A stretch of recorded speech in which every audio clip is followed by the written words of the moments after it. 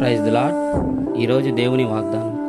నా ప్రాణమా యెహోవాను సన్నుతించుము, ఆయన చేసిన ఉపకారములలో దేనిని మరువకుము.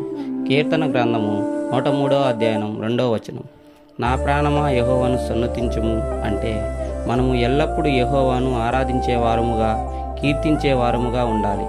మనకు ఆయన చేసిన మేలులను దేనిని మరువకూడదు. మనము ఎల్లప్పుడూ కృతజ్ఞత గల వారముగా ఉండాలి. ఇక్కడ మనం చూసుకుంటే సమరయుడు గురించి చూసుకుందాం. 10 మంది కుష్ఠరోగులు యేసు ఎదురుగా వెళ్ళి మమ్మను కరుణించమని కేకలు వేసిరి.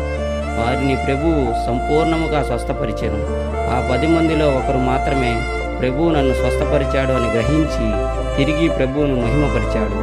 మిగతా 9 మంది కృతజ్ఞత లేని వారిగా మేలులు అద్భుతాలు పొందుకొని తిరిగి ఆయనను మహిమపరచలేదు. నీవు కూడా తక్కిన 9 మంది వారి వలె ఆయన వద్ద మేలులు అద్భుతాలు పొందుకొని తిరిగి ఆయనను స్తుతించేవానిగా ఉంటే ఇప్పటి నుండి ఆయన నీ యందు చేసిన కార్యములలో దేనిని మరువకుము. ప్రతి విషయంలో ఆయనను మహిమపరచడానికి ప్రయత్నిస్తూ ఎల్లప్పుడూ కృతజ్ఞత గల వారిగా జీవించుము. ఇట్టి కృప మీ అందరికీ కలుగునుగాక. ఆమేన్.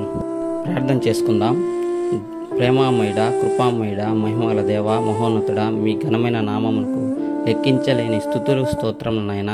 గడిచిన దినమంతయు మీ కృపలో కాచి కాపాడినందుకు కృతజ్ఞతాస్తుతులు తండ్రి. అయ్యా, ఈ దినమున వాక్యం ద్వారా మీరు మాతో మాట్లాడినందుకు వందనములు తండ్రి.